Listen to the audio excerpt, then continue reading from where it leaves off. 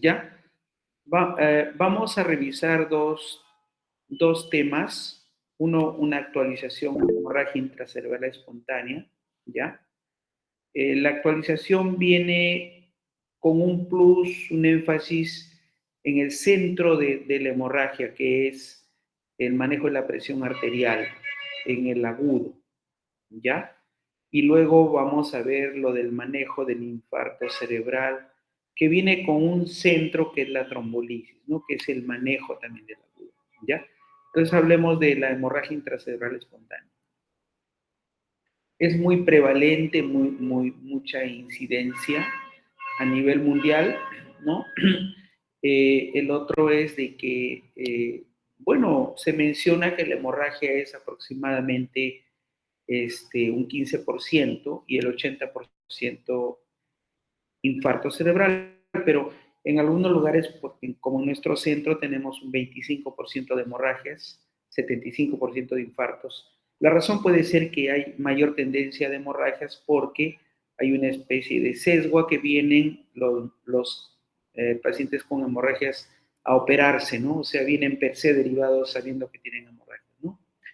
En cuanto a los signos y síntomas, pues de los tres tipos más importantes de ACV, como son el infarto cerebral, la hemorragia intracerebral o intraparenquimal y la subaracnoidea, podemos ver que el que tiene más cefalea, el que da más cefalea es de hemorragia subaracnoidea, que no vamos a tocar hoy, que es cuando el paciente tiene bruscamente dolor de cabeza el más fuerte de su vida, pérdida de conciencia y el examen, ya cuando despierta, pues se le evidencia signos meningios, ¿no? Eso no lo tocamos. La hemorragia intracerebral, hay también dolor de cabeza, miren. Y en el infarto cerebral hay menos dolor de cabeza. Los vómitos también son frecuentes, ¿no? Aquí comparativamente cefalea, vómitos, ¿no? Signo de la hemorragia cerebral. Y también los otros síntomas son parálisis de un lado del cuerpo, dificultad para hablar. En realidad el infarto cerebral y la hemorragia intraparenquimal, los síntomas son parecidos. Le llamamos de focalización. O sea, problema del habla, que puede ser de la articulación de la palabra como la disartria, o un problema pues de lenguaje, que puede ser afasia, de comprensión, expresión, o usualmente mixta, ¿no? O global. Y debilidad también de un lado del cuerpo, lo que llamamos hemiplegia. De acuerdo a la localización de la lesión puede tener otros síntomas como ataxia, puede haber también problemas visuales, etcétera, ¿ya? Pero depende mucho de la localización. Reitero, el infarto y la hemorragia tienen los mismos síntomas de focalización, pero la diferencia en términos clínicos de síntomas es que la hemorragia tiene cefalea y trastorno de conciencia, más que la isquemia o infarto cerebral, ¿ya? Ese término grave en hemorragia es sinónimo, pues, de mayor que cefalea o trastorno en conciencia, específicamente del nivel de conciencia, como lo es somnoliento, estupor, coma, ¿no? Bueno, el otro también le hablé del trastorno perdón, de la cefalea. Ahora otro síntoma es el trastorno de conciencia, ¿no? En la hemorragia intraparenquimal no se da tan agudo, sino ya al segundo día, ¿no? Lentamente va haciendo. Pero en la subaracnoidea, que no es el caso, eso sí es brusco, en el mismo momento, ¿no? En general, la característica de los síntomas de la ACV en general es que son de inicio brusco, súbito, ¿no? ¿Cómo se clasifica la hemorragia intracerebral espontánea? En primaria y secundaria. La primaria es, pues, cuando se debe a hipertensión arterial o angiopatía amiloide, ¿no? Y se da en el 80% de los casos. La secundaria ocurre, como su nombre lo dice secundario algo, como malformaciones arteriovenosas, tumores, trastorno de la coagulación, y últimamente se está viendo pues que son por fármacos también, ¿no? Como trombolíticos, fármacos trombolíticos, anticoagulantes orales, ¿no? Y esto, bueno, es un llamado a la acción para seleccionar bien a los pacientes, para disminuir el riesgo de sangrados intracerebrales producto de fármacos, ¿no? Localización. Puede ser en cualquier lugar en realidad, pero lo más frecuente es que sean subcorticales, por ejemplo, en el B tenemos en el putamen, en el C en el tálamo, en el D en el puente y en el E en el cerebelo. Todas estas localizaciones, lo más frecuente es que se deban a hipertensión arterial. Y en el A es lobar, más o menos este es como una frontoparietal, ¿no? En este caso, cuando son corticales, ¿no? O lobares, depende de la edad. Si es adulto mayor, la primera opción es angiopatía amiloide. Y si es adulto joven, la primera opción es malformación arteriovenosa rota, ¿ya? Entonces, reitero, las subcorticales del B al E, hipertensión arterial. Las lobares, depende de la edad, angiopatía amiloide en adulto mayor, y en el adulto joven sería malformación arteriovenosa la primera opción. Sin embargo, pues son términos, bueno, sugerentes, ¿no? Pero ya el diagnóstico final se hace con otros exámenes que vamos a ver luego, ¿no? Bueno, hay scores para la hemorragia intracerebral, son scores de muerte al mes. O sea, de acuerdo a mayor puntaje, mayor riesgo, probabilidad de muerte al mes del paciente. Todo score tiene una razón y evalúa el riesgo de algo, en este caso de la muerte, ¿no? El ICH score evalúa el Glasgow, el volumen de la hemorragia mayor o igual a 30 o menor de 30, si hay hemorragia intraventricular o no. Si hay infratentorial o no, y le da mayor o igual de 80. El Glasgow es como leve, moderado y severo, ¿no?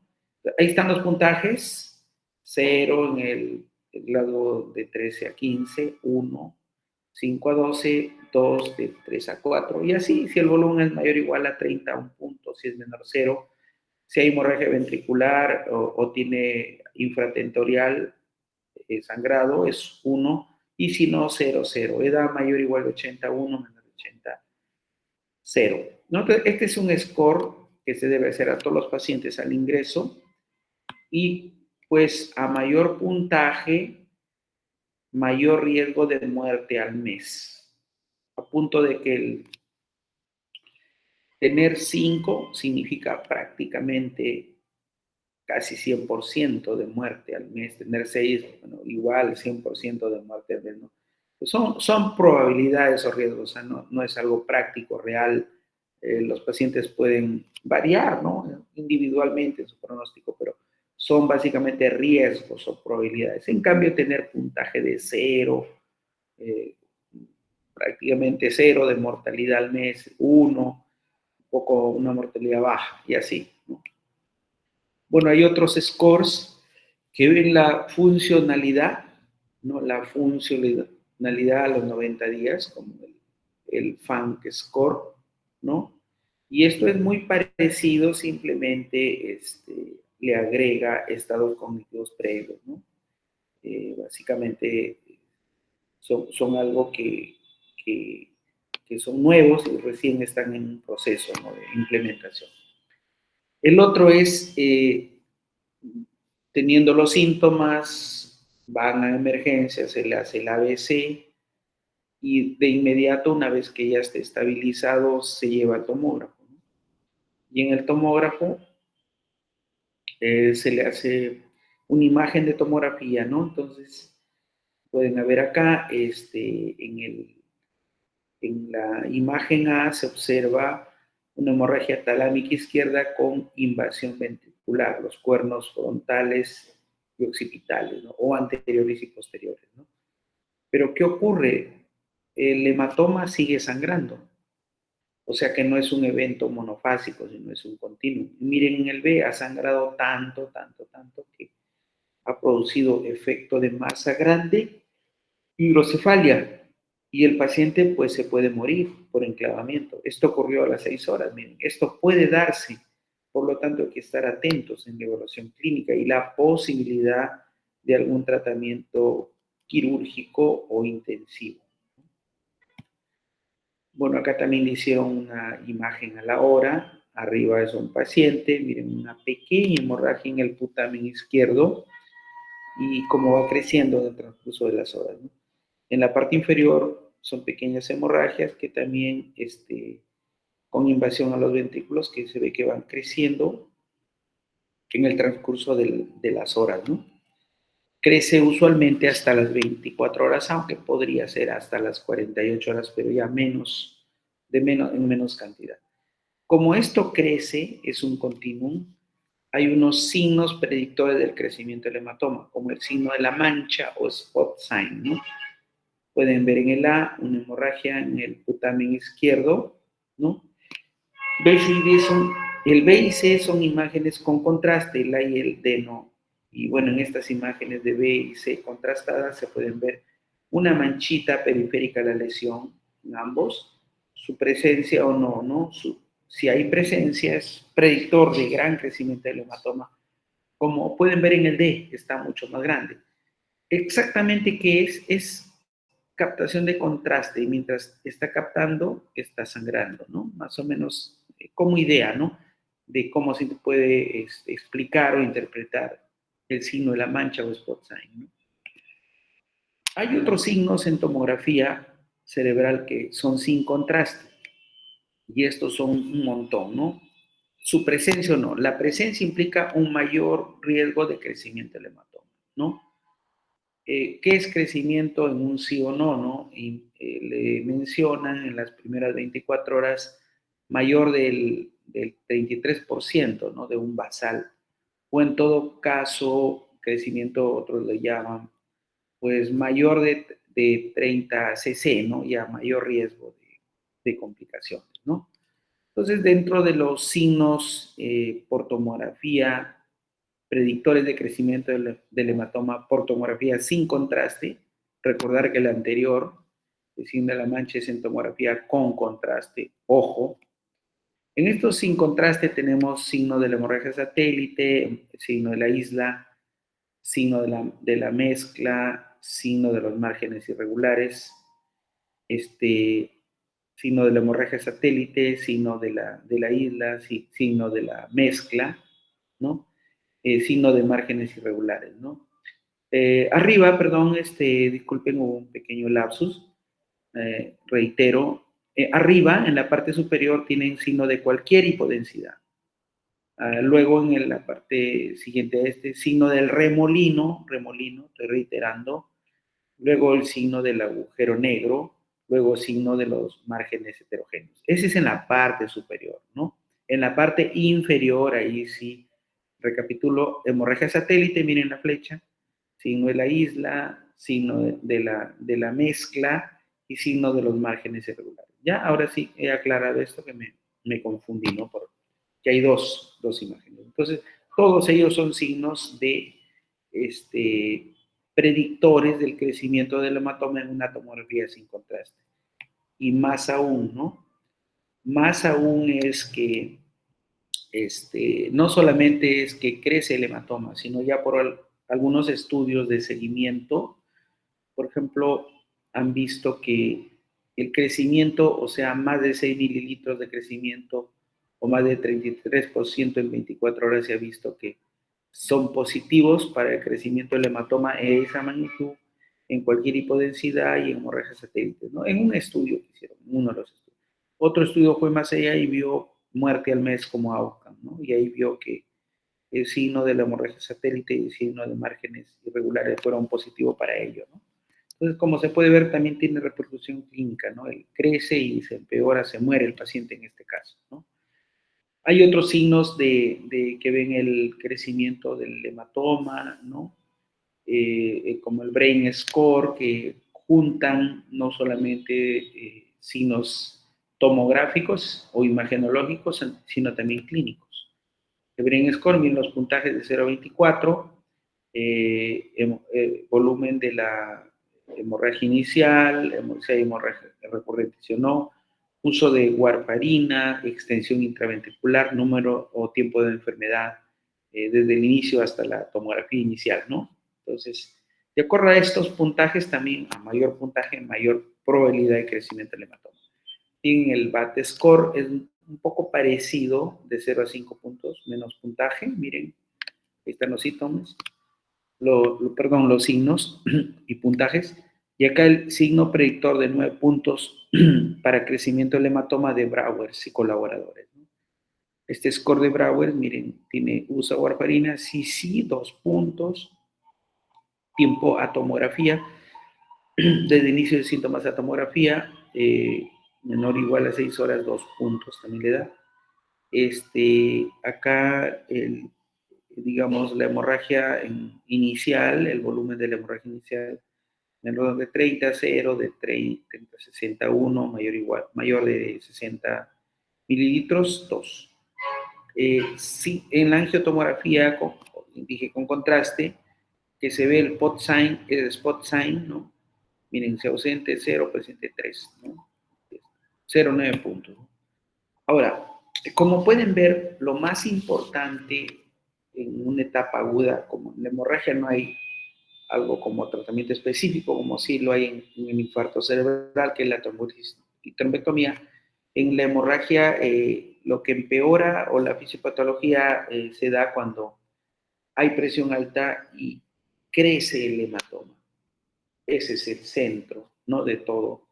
Y si crece, la idea es evitar que crezca, que tengas el delta de volumen y por lo tanto evitar al final que tenga un peor desenlace clínico, ¿no?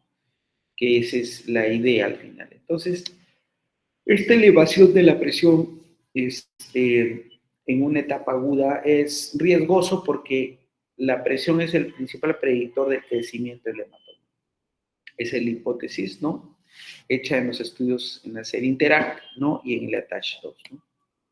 El Interact 1, un estudio en el cual el picos fueron pacientes que en una etapa aguda, dentro de las 6 horas, con pacientes con hemorragia cerebral y que tenían presión arterial de 150 a 220, esa es la población, ¿no? Hemorragia con presión alta, digamos, ¿no?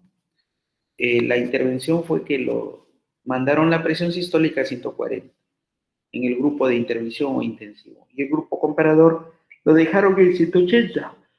Para la, para la época, así decían las guías, 180. O sea, no, esto es relativamente nuevo, no se pensó en que bajar la presión era beneficioso. Se los dejaba alta tal como se deja en el infarto. Pero ¿qué pasó? El doctor Craig Anderson tuvo esta idea, racional y empezó a bajar la presión. El outcome era el delta de volumen, ¿no? El cambio proporcional del volumen del hematoma y como primario y el secundario una discapacidad, ¿no? Ranking 3 a 5 y muerte, ¿no? El tiempo de enfermedad, ahí, bueno, hasta 24 horas y luego hasta 90 días, ¿no? Que se hizo el seguimiento, ¿no? Entonces, es un ensayo clínico multicéntrico. Entonces, miren acá lo que pueden ver, ya el outcome ya que fue significativo, ¿no? El crecimiento del hematoma, ¿no? Fue menor en el grupo que le bajaron drásticamente la presión y fue mayor en el grupo que lo dejaron a 180. En el grupo 140 la sistólica creció menos el hematoma y en el grupo 180 la sistólica creció más el hematoma. Entonces, importantísimo, importantísimo saber que la presión se debe bajar y así es así crece menos el hematoma. Y en cuanto a efectos adversos que el temor, bueno, no hubo diferencias entre los grupos en efectos adversos, por lo tanto, pues, fueron similares, digamos, ¿no? El grupo que se bajó a 140 que el que se dejó en 180, ¿no? El Interact 2 no solamente eso, sino quiso ver cómo le iba en el resultado clínico, ¿no? Entonces, aquí se vio que no hubo significancia estadística, lo cual desanimó bastante, pues no, sí, se dice que sí, bajar la presión disminuye el volumen del hematoma, pero ¿qué pasa clínicamente? ¿Qué pasa? ¿Mejoran los pacientes o no mejoran? Entonces ahí viene el detalle, ¿no? Y se vio que, bueno, no había diferencias, o sea, no mejoraban tan igual como el grupo que no se le bajó la presión drásticamente. Eso desanimó, pero reevaluaron el caso en un estudio ya secundario, ¿no? Y vieron que el outcome, digamos, de ranking, como pueden ver acá, 3602, no funciona así, pero hicieron un ranking ordinal, Ranking es un score para ver grado de discapacidad y muerte, o de dependencia o estado clínico funcional, ¿no? Entonces, pero viéndolo ordinal, o sea, tomándolo independiente como 0, 1, 2, 3, 4, 5, 6, tomándolo así, sí había diferencia significativa, o era positivo los estudios, pero no se acepta pues, porque no fue así diseñado originalmente. Entonces quedó pie para hacer otro estudio posterior, ¿no? Entonces, en cuanto a seguridad, igual el Interact 2 mostró que no hay diferencia entre los grupos en efectos adversos, o sea, los dos eran similares, ¿no? Por lo tanto, queda bien claro que no es seguro bajar la presión, porque el primero había, digamos, temor de qué pasa si lo bajo mucho. Entonces, después, en eficacia sí hay controversia. En el primero no se tomó, no se estudió como acá primario, en el segundo sí, pero no salió significativo. Por ahí como que no estaban bien las cosas. El Attach 2, este estudio, pues no solamente quiso bajarlo a 140, sino ya bajarlo desde 110 a 139, más abajo, ¿no? Entonces, se vio pues que no hubo diferencia significativa, por lo que ya los estudios no se bajan más, sino se dejaron a 140. Entonces, al ver una no claridad en bajar la presión y qué pasaba en el seguimiento a largo plazo, que no mejoraron los pacientes en Interact 2, se hizo el Interact 3 con un diseño diferente, ¿no? Entonces, en este tipo de estudios en el cual tuvimos la suerte de participar, ¿no? Eran pacientes con hemorragia intracerebral mayores de 18 años, ¿no? Y ahí, pues, no solo era la intervención, el bajar la presión, sino un paquete. También bajar la glicemia, euglicemia, bajar la temperatura y revertir la anticoagulación si tomaban vitamina K por algo, ¿no? O perdón, si tomaban warfarina, revertir con vitamina K si tomaban warfarina y sangraron por algo. Entonces, ese era el paquete de intervención. El AUCAN a los 6 meses, un ranking favorable o desfavorable, 0,2 de ranking para favorable y desfavorable de 3 a 6, ¿no? Fue parecido a los otros, pero acá la diferencia fue pues que fue un estudio en el cual el AUCAN lo tomaron ordinal, ¿no? 0, 1, 2, 3, 4, 5, 6, y el paquete de cuidado, no solamente bajar la presión, ¿no? Entonces, hubo un seguimiento a los 6 meses, ¿no? Para ver cómo iban los pacientes por una persona totalmente, estadísticamente ciega, ¿no? Ciego, doble ciego, ¿no? Entonces, no solamente se verificó el estado clínico funcional, sino también la calidad de vida, ¿no? A los 6 meses, ¿no? Entonces, bueno, en este estudio participaron varios países: Perú, Brasil, México, Chile, de América Latina, pero sin embargo el diseño original fue hecho en Australia y China, ¿no? Donde, bueno, el doctor Craig Anderson nos invitó a participar. Y lo que pasa es que cuando hacen estudios multicéntricos en otras regiones, se puede generalizar mejor, ¿no? Porque a veces dicen, no, estudio solo hecho allá en Australia y China, como que de repente la raza acá, el estilo de vida, alimento es diferente y no es igual el resultado, no se puede extrapolar. Por eso se hizo en muchos lugares del mundo y la extrapolación en ese sentido o validez externa está asegurada, ¿no? En Perú fue así, ¿no? Miren, en fase 1, fase 2, el Interact 3, entramos pues con 22 pacientes en el periodo control. Primero no se les bajaba, se usaba lo habitual por el protocolo, dejarlo en 180, ¿no? 6 pacientes que randomizamos y seguimos al 100%. Y luego vino la pandemia, caballero. Se descansó un tiempo, un periodo de congelamiento, como dice acá.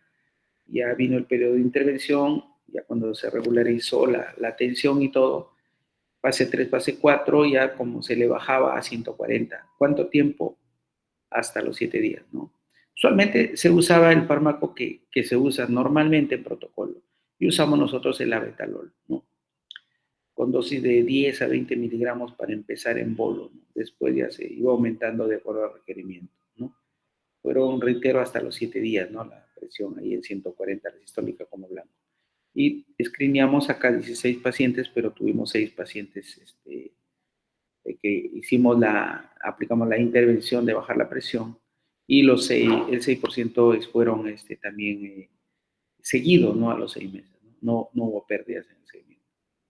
Pese a ello, pues en América Latina solamente representamos el 1.2% de los casos que recolectados, pero evidentemente en China por ahí tienen un montón de pacientes, entonces poblacionalmente son más que nosotros y ellos aportaron más. Pero bueno, igual queda como la experiencia del ensayo, lo que nos dejó es que usamos la betalol, ¿no? Básicamente el ensayo refería que hay que usar endovenosos en agudo, ¿no? Y bueno, alguna experiencia también metodológica, aprender un poco estos métodos para los ensayos clínicos, ¿no? Entonces, podemos ver, nos llamó la atención que en otros países en general las hemorragias estaban en neurocirugía en más o menos 70% de los casos. Lo que ocurre acá es más están en neurología, como la mayoría son no quirúrgicas, ¿no? Profundas, están más en neurología, ¿no?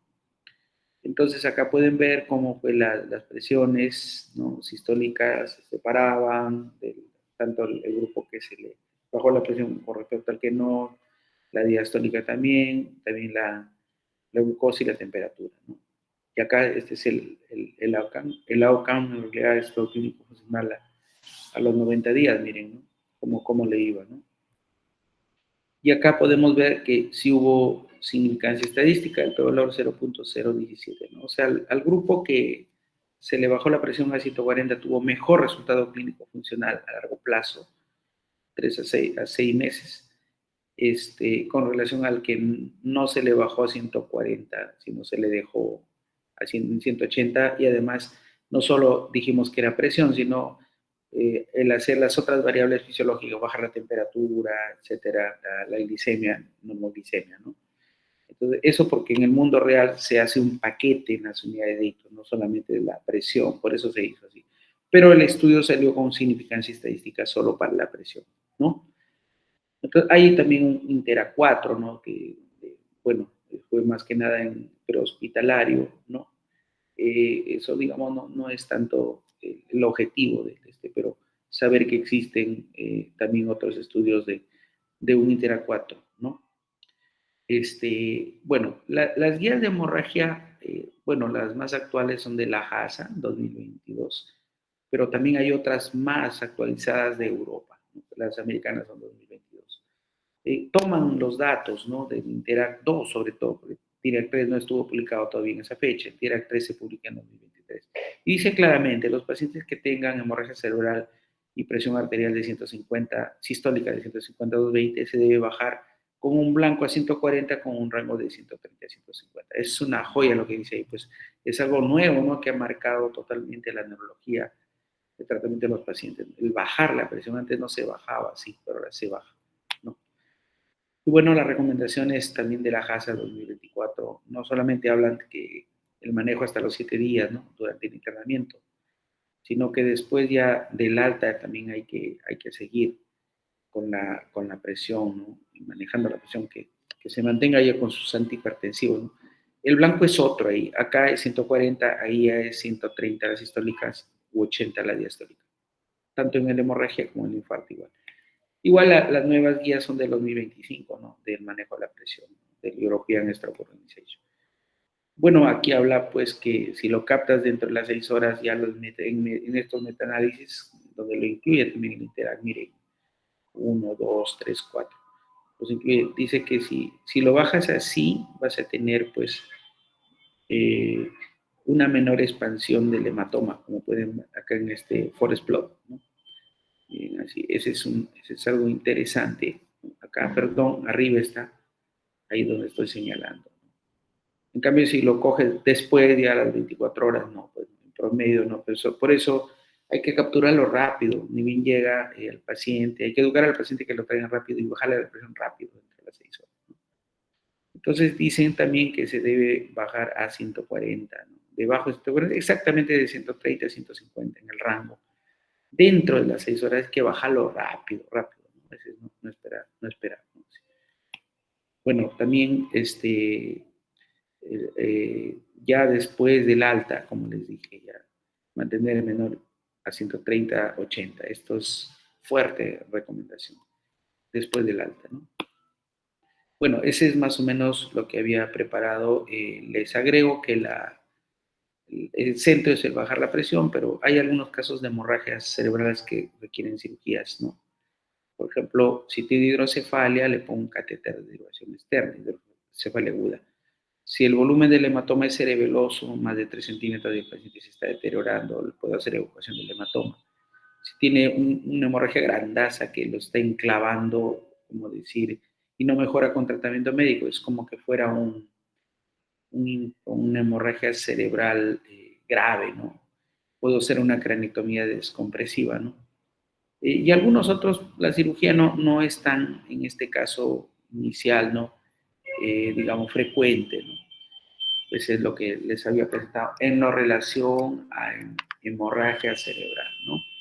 Bueno, antes de continuar de repente con el otro tema, no sé si les parece, si algunas preguntas, ¿les parece? ¿Tienen preguntas como quien un poquito toma un poco de aire?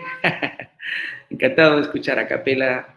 Si hay chat, no puedo ver muy bien el chat, me lo leen, pero si no a capela sus preguntas sobre el tema manejo de la hemorragia intracerebral espontánea con énfasis en manejo de la presión arterial. Doctor, ¿por qué se sospechó que era importante bajar la presión arterial? No me quedó claro. Buena. ¿Por qué de dónde viene la idea de bajar, no? Fue el doctor Craig Anderson de Australia que hace como, no sé, 10 años de repente, algo más, viene la idea de que cuando estudian la fisiopatología de la hemorragia cerebral, ven que no es como el infarto, ¿no? Simplemente es una hemorragia que sigue creciendo en un continuum, hay un edema perilesional, pero un continuum crece, crece, crece. Y lo que crece es lo que empeora al paciente, ¿no? Un hematoma chico es diferente de un grande. Vieron el slide primero que les mostré donde hasta murió el paciente, donde creció el hematoma en una etapa aguda, ¿no? Dentro de las primeras 24 horas. Como eso, el crecimiento del hematoma es el problema, ellos vieron qué factores contribuyen al crecimiento del hematoma. Y dentro de la revisión teórica era que era la presión de agudo. Cuando la presión está muy alta en agudo, o sea, es obvio también, ¿no? Una presión arterial alta va a hacer que crezca más tu hematoma, ¿no? Es obvio, pero ellos lo hicieron la revisión y quisieron verlo en ensayos clínicos, qué pasaba. Y de ahí viene el ITERAC 1, 2, 3, que le he mostrado 4, pero el 3 es el centro para esto. El 3 vieron que, como les mencioné, al bajar la presión a 140, la sistólica como blanco, con un rango de 130 a 150, durante 7 días, ¿no?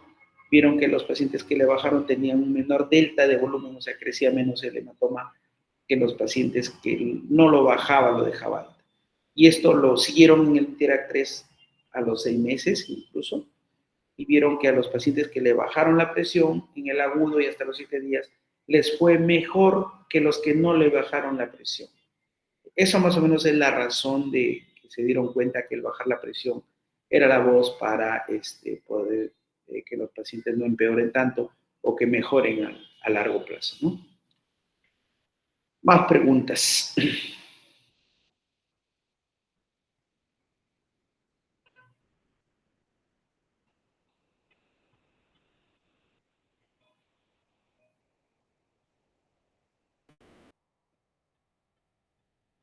¿Alguien más? Por lo menos una más. Doctor, y clínicamente, ¿cómo se diferencia una hemorragia intracerebral de un hematoma subdural o epidural o una hemorragia subaracnoidea? Ajá, buenas preguntas, claro. Bueno, primero con la suranoidea.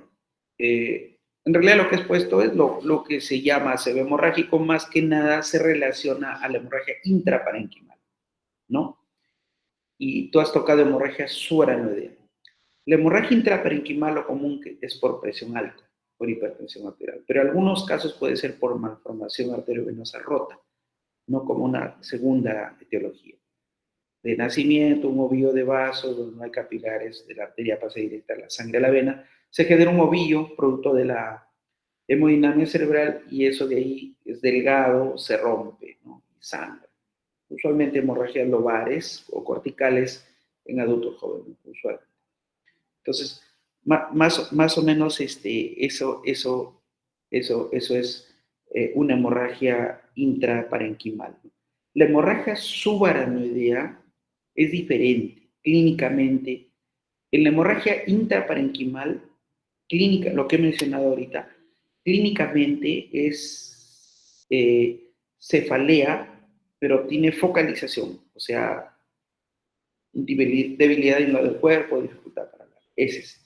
Y en la hemorragia subaranoidea, el dolor de cabeza es un poco más fuerte, más brusco, pierde la conciencia.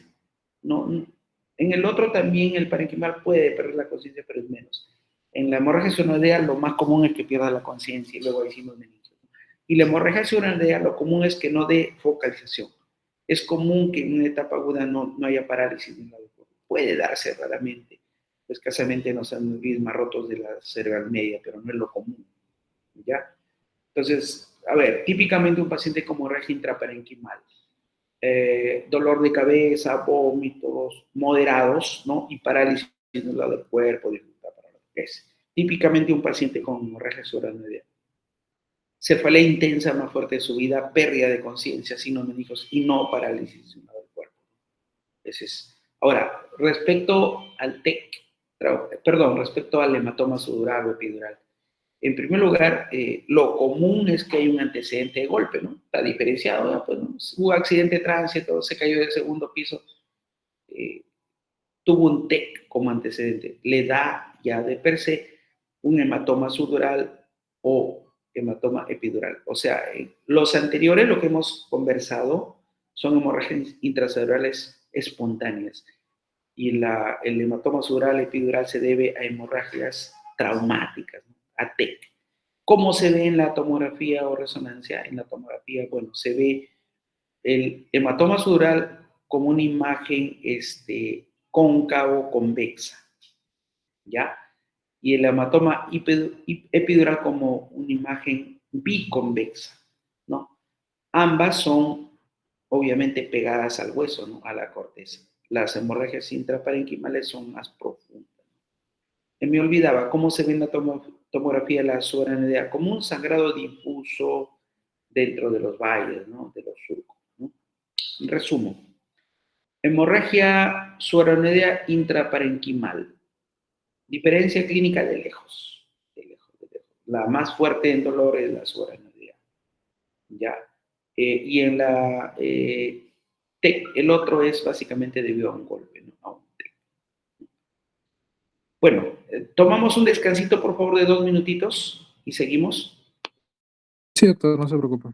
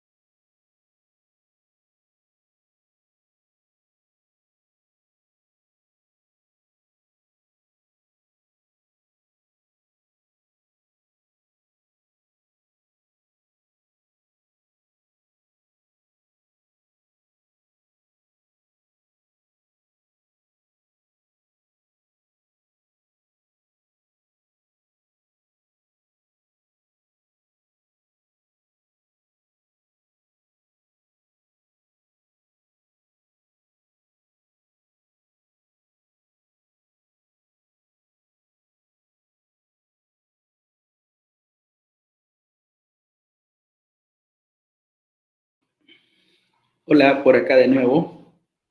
Voy a compartir pantalla y me dicen si está todo ok.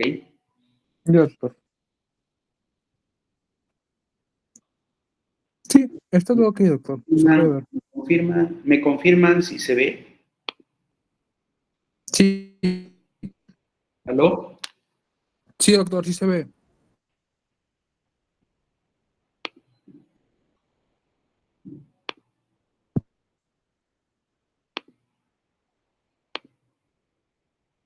Hola. Doctor, ¿Escuchan? sí se ve. Ya. Correcto. Vamos a hablar de actualización en infarto cerebral con énfasis en trombolisis endovenosa. Más o menos un resumen. Primero es el transporte, le da el ACV en casa, se lleva en ambulancia o bueno, en taxi, se ve la oxigenación, más del 94%, la presión arterial, si no va a tratamiento trombolítico, se baja solo si tiene más de 220 y 120, si no, no. Temperatura que mantenga menor o igual a 38, glicemia de 140 a 180. Cuando llega al hospital, llega a emergencia y, bueno, de ahí pasa, se hace tratamiento, emergencia, trombolisis o trombectomía, cualquiera de los dos de acuerdo al que aplique, pero la idea es que lleguen temprano, ¿no? Si no, no se puede, ¿no? Hay ventanas específicas que vamos a precisar luego. Bueno, ¿y por qué le digo centro ictus? Porque tienen que coordinar todos los servicios, ¿no? Para funcionar como uno solo en esta ruta del paciente con ACV. Prevención secundaria, si le da el ACV, si le da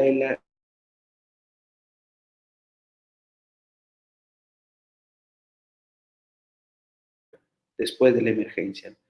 Si tiene un ACV cardioembólico, o sea, que tenga pues fibrilación auricular u otras causas de cardioembolismo, se le da anticoagulantes. Específicamente, si tiene fibrilación auricular no valvular, son los nuevos anticoagulantes. Cualquier otro tipo de cardioembolismo es la warfarina. Y los antiagregantes es para el no cardioembólico. ¿Ya? Entonces, en la neurología vascular, el tratamiento pasado de un diagnóstico, primero clínico, luego imágenes, y antes hablábamos de tiempo de cerebro, porque hay que actuar rápido, en realidad hasta ahora, ¿no? Pero ahora se ha complementado grandemente con imagen de cerebro. Las imágenes son claves porque a veces no sabemos el tiempo, lo estimamos con la imagen. O con la imagen, tomografía o resonancia magnética, se puede ver si hay oclusiones o no para ver si van a un tratamiento más especializado, inclusive que la trombolisis llamada trombectomía mecánica, ¿no? Entonces, antes se hacía hasta las 4.5 horas la trombolisis, que es la inyección de un fármaco RTPA, que es el que tenemos en el médico, en el medio, en la vena, hasta las 4 horas y media, y ahora ya con las imágenes nuevas, si hay ciertos mismatch, ya se hace pues después de ello hasta las 9 horas, que es el tratamiento actual de la trombolisis endovenosa. Bueno, sin embargo, mientras más rápido se haga la trombolisis, le va mejor al paciente. Miren, en Estados Unidos hay también tomógrafos en ambulancias llamados unidades de ictus móviles, donde le hacen dentro de la hora, miren, a un montón, pero si no hay esto, ya mientras llegan al hospital llegan un poco tarde, ¿no? Entonces, ahora, se ha visto en esos pacientes que le han hecho dentro de la hora, miren cómo van, mejoran, digamos, hasta el 60%, ¿no? A los 3 meses. Los que le hacen ya en la raya, a las 4.5 horas, ya mejoran solo menos, ¿no? 40% más o menos. O sea, la importancia de hacer rápido esto. Lo clásico ha sido hasta las 4 horas y media, ¿no? Básicamente hay un estudio interesante hasta las 3 horas el NINS y el ECAS-3 hasta las 4 horas y media. Esto se ha hecho hasta en las últimas, pues 5 años hasta ahí, pero luego en los últimos 5 años ya se empleó ventanas que vamos a ver, ¿no? Los criterios de inclusión y exclusión son, pues, que sea más de 18 años, ¿no? Que den un déficit neurológico cuantificable. La escala de Niche es para ver la severidad del ictus, no va de 0 a 42 puntos. Ese es lo que se usa, es como que al TECLIS en Glasgow, ahí le usan, le dan la escala de Niche, ¿no? A los pacientes con ACV isquémico, ¿no? Entonces, En este caso hay criterios de inclusión y exclusión. De inclusión son pocos, de exclusión ahora son pocos también. La exclusión, por ejemplo, que hay un sangrado en el cerebro, este es excluido, ¿no? El resto, bueno, últimamente se están quitando, ¿no? Por ejemplo, antes se excluía a los mayores de 80 años, ahora ya no. Los estrozos severos ni más de 25 se excluía, ahora ya. Algunos no, porque si tienen infartos pequeños, menos de un tercio del territorio de la ACM, o no infartos cerebrales que se ven en la tomografía, se puede proceder. Y los leves, ¿no? Antes se excluían, ahora sí se puede hacer un leve discapacitante, ¿no? NISH de 0 a 5, ¿no? Más o menos. El protocolo, ¿cómo es? ¿No? Bueno, primero hay que ver que la presión tenga menor de 185, 110, si no se le baja con la betalol, bolito de 10 a 20 endovenoso. Se aplica una vez que se seleccionó al paciente con una tomografía, con un NISH, criterio de inclusión y exclusión, 0,9 miligramos por kilo, máximo 90 miligramos en una hora. El 10% en bolo, en un minuto, y el resto se hace pues hasta la hora, ¿no? Máximo 90 miligramos, ¿no? Bueno, se mide la presión durante la infusión y hasta pues o sea, de selección es si tiene menos de 185, 110. Si tiene más, le bajo, y si reiteradamente no baja o viene más alto, no se puede bajar, se le excluye los que tienen más de 185, 110. Pero ya durante la infusión, ya hasta las 24 horas, se monitoriza para tener una presión menor o igual a 180, 105, ¿no? Y ya luego de las 24 horas ya hasta el alta, menos de 140, 90. Luego del alta ya sería 130, 80, ¿no? 130, 80. A ver. Un ratito. Entonces, esas son lo de las presiones, ¿no? Entonces, las imágenes, hemos dicho, son muy importantes, ¿no? Miren acá la tomografía, que es la simple, o resonancia también, la perfusión y las angiotomografías. Las dos últimas ya le llaman avanzadas. Eso se usa para ampliar ventanas. De 4.5, que era lo clásico que hemos visto ahora, hasta las 9 horas, ¿no? Entonces, todo empieza, pues, estas ampliaciones con el famoso wake up stroke o infarto del despertar, ¿no? Amanece con parálisis. Y ahí o también que de tiempo desconocido, ¿no? Sale de la casa, no se sabe a qué horas, pero viene o lo encuentran con una parálisis, de dificultad para hablar.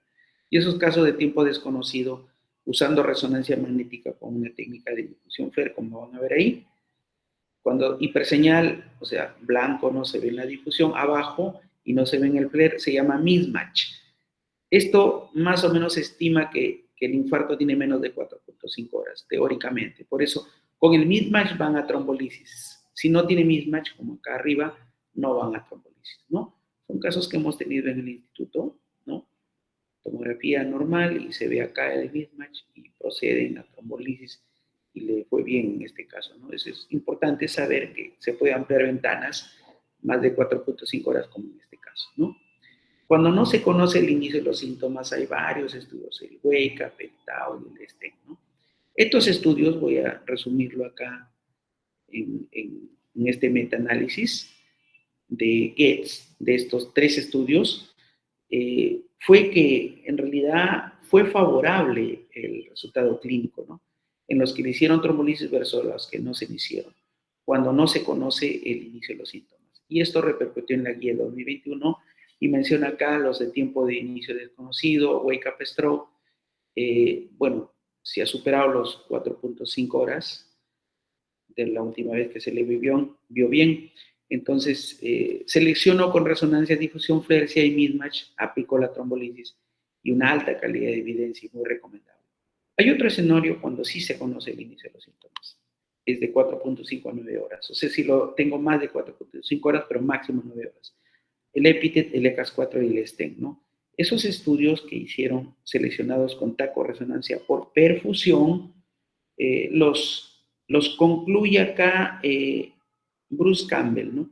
Y miren, ese metaanálisis de EPITET, ECAS4 y STEM, se ve pues que miren cómo es significativo, al doble de beneficio los que le aplicaron versus los que no le aplicaron, ¿no? Eso se ve en las guías también acá, en las guías 2021 de ESO, European Stroke Organization, a los que no sí se conoce el inicio de los síntomas de 4.5 a 9 horas, les va muy bien a los pacientes, pero seleccionados con taco-resonancia por perfusión, y esos actualmente también se recomiendan. Esa es la tomografía por perfusión, miren, la simple LA, los mapas son de flujo sanguíneo, de volumen, tránsito medio. Al ojo pueden ver acá el mismatch, o sea, en el tránsito medio se ve ahí como que algo rojo, ¿no? Como un retraso en el tiempo, y en el volumen no se ve nada, ahí mismo, ¿no? Pero obviamente tiene medidas que están acá y lo hace la máquina. Hay programas como el Rapid, ¿no? Bueno, esto se ve el beneficio en los centros madres, donde trombolisis le hacen en un centro y trombectomía en el centro, por eso trombolisis se debe hacer a los que van a trombectomía, que es un procedimiento endovascular, se entra por la arteria femoral con un catéter llamado stent retriever o stent retraíble, se extrae el coágulo, esa es trombectomía. Es hasta las 24 horas, pero sí tiene vaso grande ocluido. Y si viene antes de las 4.5 horas, o sea, en ventana de trombolisis, yo le hago trombolisis primero, de ahí trombectomía. Eso se refiere en el mismo lugar. Y en lugares que están lejanos, le hago en el centro lejano trombolisis, nomás porque solo tengo tomografía, se asume, y lo derivo para que le hagan trombectomía en el centro grande o madre, ¿no? Entonces le llaman drip and ship, ¿no? Es el mensaje de estos últimos es que cuando esté candidato para trombectomía mecánica, pero viene en ventana de trombolisis, también se le hace trombolisis primero, ¿no? En estos dos escenarios. Entonces, hay otro fármaco, no solamente el alteplase, también el tenecteplase, que no hay en el Perú, pero la ventaja de este es que solo es bolito, 0.25 miligramos por kilo máximo, 25 miligramos, ¿no? Es un bolo nada más, no se hace infusión, entonces es más práctico. Y la eficacia, bueno, dicen así en inglés, slightly superior que el alteplase, o sea, por ahí por lo menos no es inferior, pero la fortaleza es que es de rápida aplicación, ¿no? La seguridad también es seguro, ¿no? Hay un montón de estudios donde habla que la voz es tenecteplase, no solamente en el hospital, sino para telemedicina, para unidades de dictus móviles.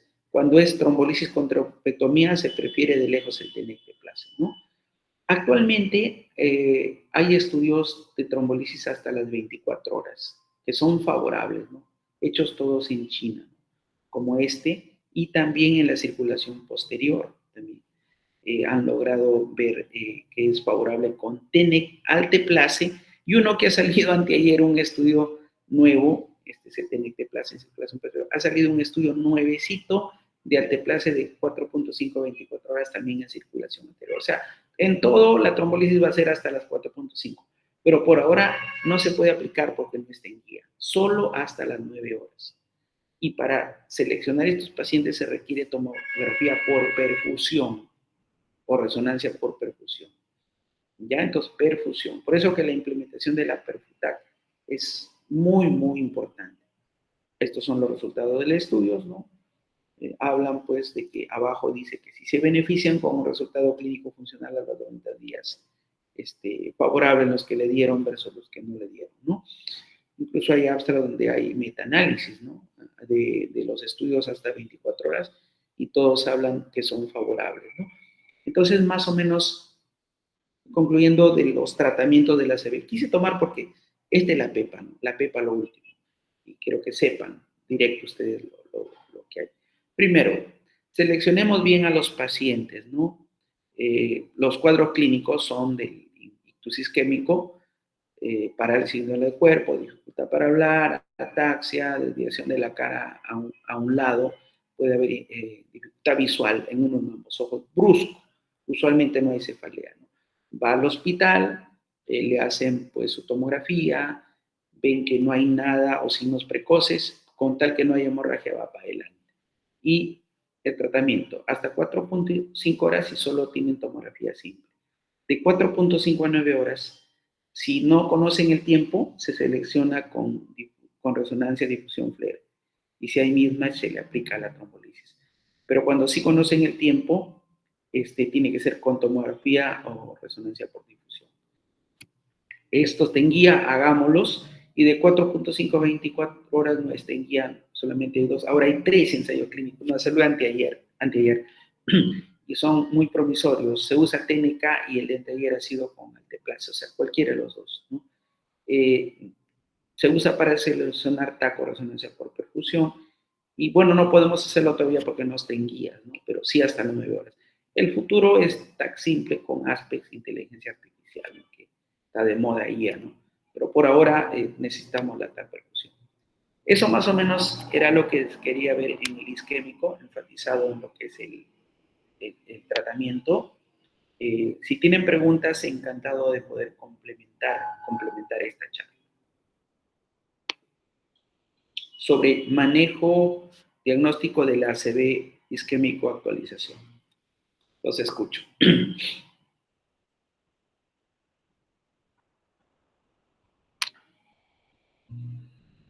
No, doctor, no me quedó claro la clínica del ácido isquémico. ¿Lo puede repetir, por favor? Claro que sí. Cualquier ACV, el isquémico también es inicio brusco súbito, ¿no? Se cataloga que de screening son 5 los síntomas.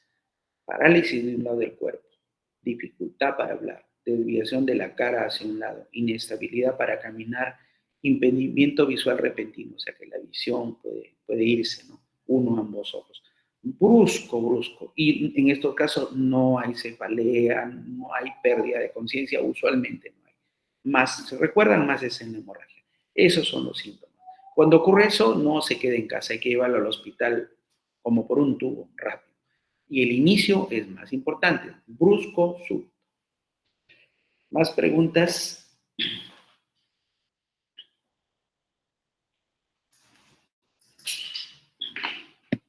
Doctor, ¿puede explicar un poco más acerca del manejo? Porque yo tengo entendido que es hasta las 4 horas y media, ¿no? Se le da trombólisis, medicamento de trombólisis. Y de 4 horas y media a 9, y cuando es hasta de 4 a 24 horas, esa parte. Sí, el manejo del ACV isquémico. Ya lo repito, lo resumo, ¿no? Llega un paciente con los síntomas, con sospecha, le hago el ABC, una tomografía. Si veo que no hay hemorragia, como en este caso es isquemia, veo criterios de inclusión y exclusión, evalúo con el NIHSS, que es una escala de severidad, si tiene de 6 a 25, de niche, veo los que no tenga sangrado en la tomografía de resonancia y evalúo y le aplico el manejo de la trombolisis. Si solo tengo tomografía simple, hasta las 4.5 horas. Si tengo taco resonancia por percusión o resonancia de difusión o técnicas avanzadas, puede serse en casos seleccionados hasta las 9 horas, ¿no? Se le aplica endovenoso, la alteplasa, que es un fármaco trombolítico, 0,9 miligramos por kilo, y luego ya una infusión del restante, el 10% en bolo y el 90% en una hora, ¿no? Ahora, ese es el tratamiento. Hay otro tratamiento también de trombectomía mecánica, que es cuando existe un vaso grande ocluido, T-carotido, M1, son vasos grandes, se pone un stent por la femoral, llega hasta el cerebro, hasta la arteria, lo atraviesa y lo jala a manera de paraguas, lo saca el coágulo. Es el día de alto vuelo, ¿no? Pero en casos muy, muy seleccionados. En esencia, ese es el manejo bravo de agudo. ¿Algo más? Doctor, y cuando tiene más de 9 horas, ¿qué se hace? Buena pregunta. Hasta 24 horas. Había un cuadrito que usted puso de 4, menos de 4 horas, 4.5, de 4.5 a 9 y a 24 horas. Claro, correcto. Más de 9 horas hasta 24 horas también es trombolisis, ventana ampliada, pero en ensayos clínicos. No se puede hacer en práctica. Después de las 9 horas no hay tratamiento específico de trombolisis endovenosa. Sí puede haber trombectomía mecánica hasta las 24 horas. Lo que se hace pues solamente el manejo de la presión arterial, en el infarto no se baja. Ojo, si no va para trombolisis ni trombectomía se deja y se baja solo más de 220, 120. Se maneja la glucosa, que esté de 140 a 180, que no haya de saturación, que tenga más de 94 de saturación de oxígeno, y aparte de eso, pues la temperatura que tenga menos de 38 grados centígrados. Eso sería el manejo cuando no se hace la trombolisis y trombectomía. Para trombectomía se debe bajar la presión solo a 220, doctor. No. No. O sea, cualquier caso trombolisis, trombectomía, se baja a menos de 185, 110 como criterios de selección. Y si no lo tienen o no se baja, pues, ¿no? Pero los pacientes que no son candidatos, que no se le va a hacer trombolisis, trombectomía, se la deja alta, solo se le baja si tienen más de 220, 120. Todo en el lapso de 24 horas. Doctor, y una última pregunta. ¿Cuál es la diferencia entonces de que tenga el tiempo menos de 4.5 y de 4.59? Porque creo que a ambos se les puede dar Trombolisis. la teneteplas. Alteplaza, es lo que hay acá en el Perú. La diferencia es ninguna en el tratamiento, pero sí en el diagnóstico. De 0 a 4.5 solo requieres tomografía cerebral simple. La foto, la que tenemos en emergencia. Pero de 4.5 a 9 horas, si en esa ventana no solo es con tomografía simple, sino con una imagen avanzada llamada tomografía o resonancia, cualquiera de los dos, por perfusión. Esa es la diferencia en la selección de los pacientes. Gracias, doctor. ¿Algo más, jóvenes?